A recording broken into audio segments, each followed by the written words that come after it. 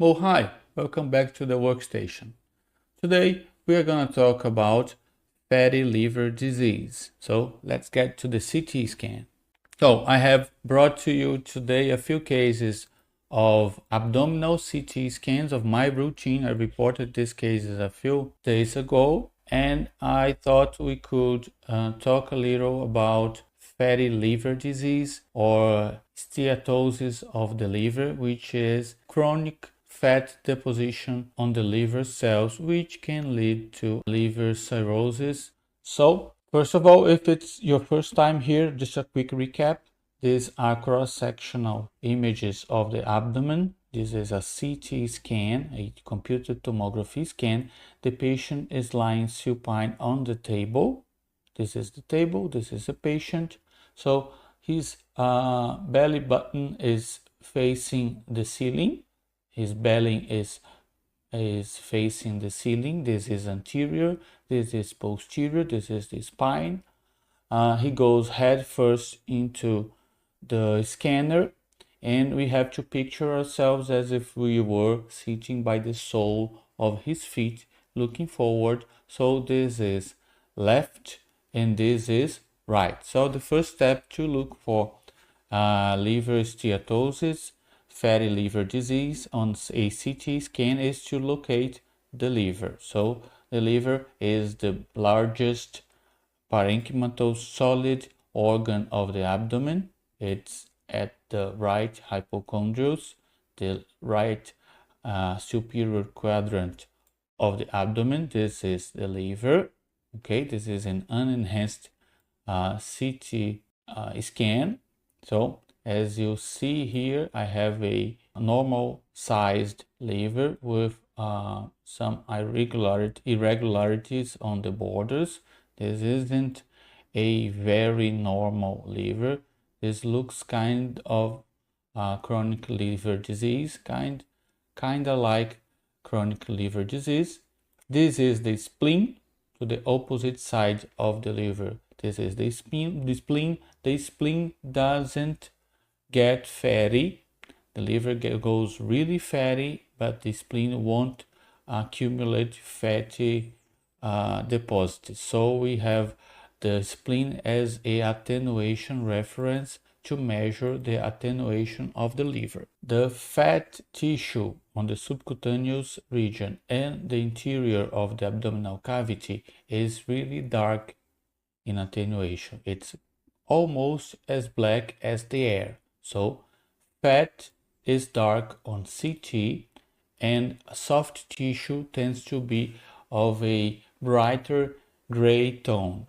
So if the liver accumulates fat, it should get darker. This is our reference. So we have a reference for a normal soft tissue attenuation, which is the attenuation of the spleen, and we have a liver to the opposite side that has to be 5 to 10 Hounsfield units brighter, hyper attenuating if compared to the spleen. If the liver is equal in attenuation or is lower in attenuation if compared to the spleen, we can say that there is abnormal fat deposits on that liver. So let's measure it right here. I can see just before measuring that this liver is a bit lower in density in attenuation than the spleen, because I'm so used to this. I just do it every single day.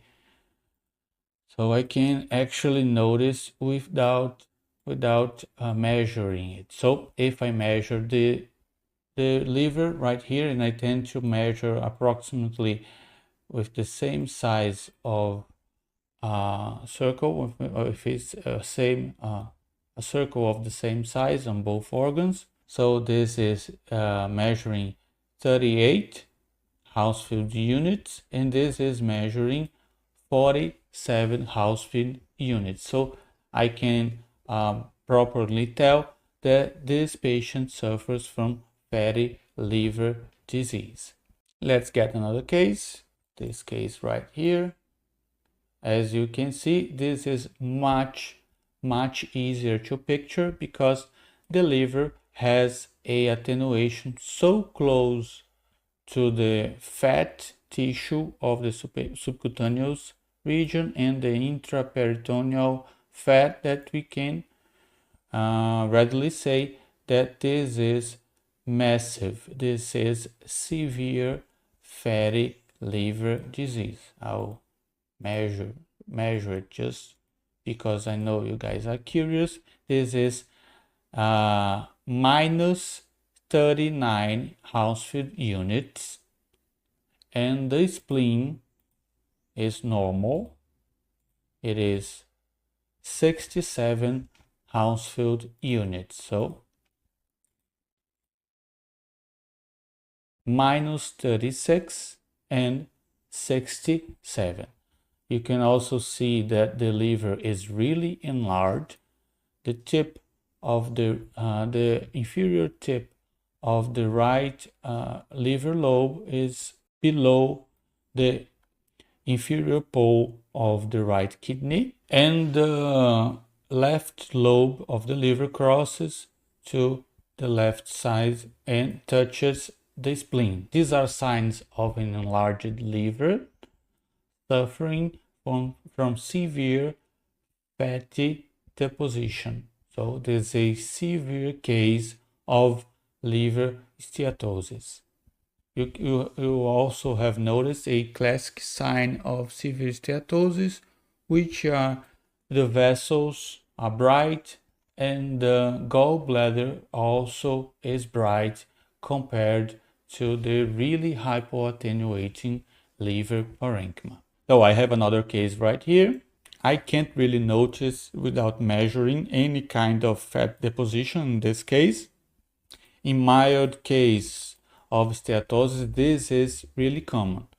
I advise people to measure liver and spleen attenuation every time they read an enhanced CT scan of the abdomen, because we tend to miss it a lot when the case of steatosis is only mild. This is a 59 measurement of the spleen, and this is a 49 measurement of attenuation of Hounsfield units of the liver. So the liver is hypoattenuating if compared to the spleen. So this is a case of mild liver steatosis, mild fatty liver disease. So we can call this mild because we can only notice it if we measure the attenuation. That first case we saw, this case right here, we can readily see that the liver parenchyma is lower in attenuation than the spleen, and as soon as we measure it, we get confirmation of that. So I can call this a moderate case of fatty liver disease, probably related to a chronic liver disease as well because of the irregular contours and the enlarged fissures. So, and that major gross case of fatty liver that we can even see that the vessels and the gallbladder are brighter than the parenchyma itself, we can call this a severe case of fatty liver disease. So there is mild, moderate, and severe fatty liver disease. So this is it. If you enjoyed this video and want to keep watching, this is a nice video too. Thank you so much for watching, and until next time, take care.